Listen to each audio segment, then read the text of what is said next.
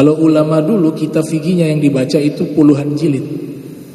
Ya, kita sekarang mujahadahnya tidak sama seperti mujahadah mereka. Makanya ulama sudah setting itu kitab ringkasan sebenarnya untuk zaman kita. Kalau zaman mereka itu mereka masih mampu baca 20 jilid, 30 jilid. Itu kitab Al-Majmu' 27 jilid.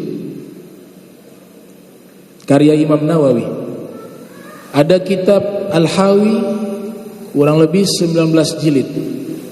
Ada syarah Matan Irsyad 24 jilid.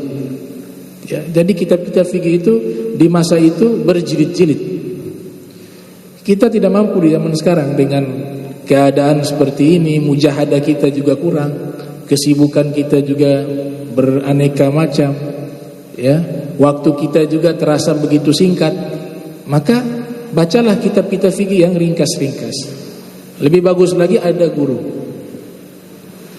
Nah, itu Mukhtasar Al-Mukhtasar Shaghir termasuk salah satu kitab yang cocok di zaman sekarang.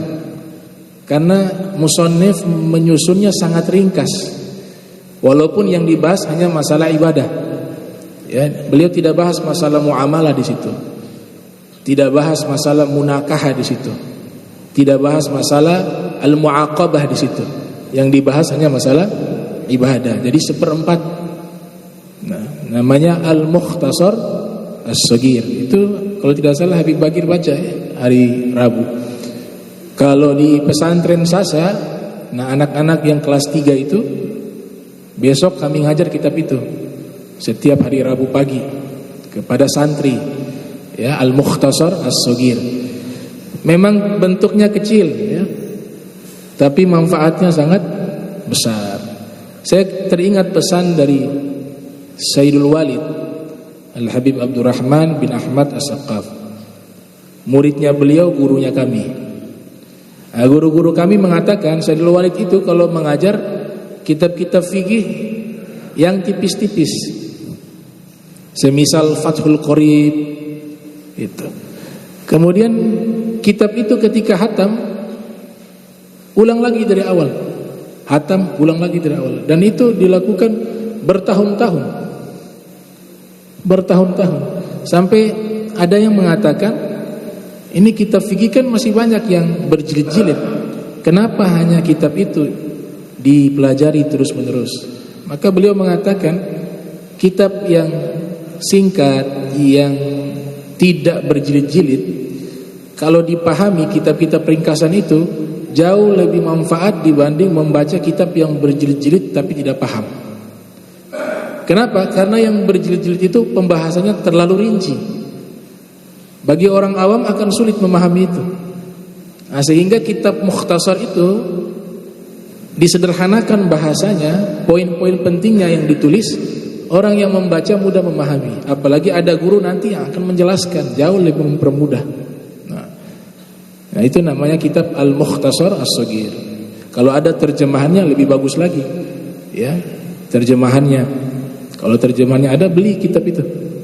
Itu karya seorang ulama besar, faqih wa alim wa salih, bernama Syekh Abdullah ibn Abdirrahman. Syekh Abdullah ibn Abdirrahman Bafadal, kelahiran tahun 850 Hijriah di kota Tarim di Hadramaut, wafat 918 Hijriah di kota Syihir. Nah, kitab itu sebagaimana diungkapkan, ringkasan itu lafadznya sedikit tapi maknanya sangat luas.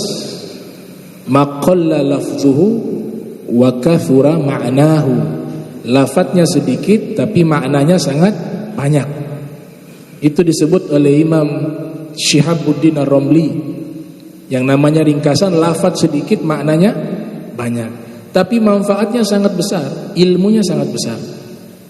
Orang yang mampu membuat kitab ringkasan itu pasti orang yang paham akan ilmu itu, karena mereka mengambil poin-poin penting di ilmu tersebut. Nah, sehingga dikatakan di dalam kitab Al-Kharidah Al-Bahiyah, latifatan saghiratan fil hajmi lakinnaha kabiratan fil ilmi. Secara fisik bentuknya kecil, akan tetapi ilmunya sangat besar. Itu ringkasan, disebut seperti itu. Qalilun minka yakfini, qalilun minka yakfini, walakin qaliluka la yuqalu lahu qalilu.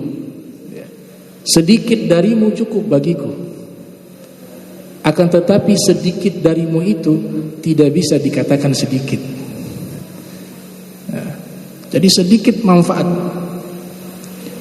Fungsi kedua mempermudah, ya. Pertama itu mempermudah kita untuk mempelajari, makanya diringkas kitab tersebut. Nah, fungsi keduanya diringkas itu kitab untuk kita bisa menghafal, ya, untuk bisa menghafal. Kalau yang berjilid-jilid, kalau ulama dulu mampu mereka hafal Minhajut Thalibin, dihafal di luar kepala. Ya, zaman kita ini yang kecil-kecil aja sudah manfaat. Makanya Al-Imam Khalil bin Ahmad Al-Farahidi, Syekhu Al-Imam Sibawi, ya, gurunya Imam Syibawi, yang lahir tahun 100 Hijriah, wafat 170 Hijriah, beliau mengatakan yukhtasarul kitab liyuhfadz. Kitab itu diringkas untuk dihafal. Wa yubsat liyufham. Tapi kalau dijelaskan dengan rinci tujuannya apa? Untuk diberikan pemahaman.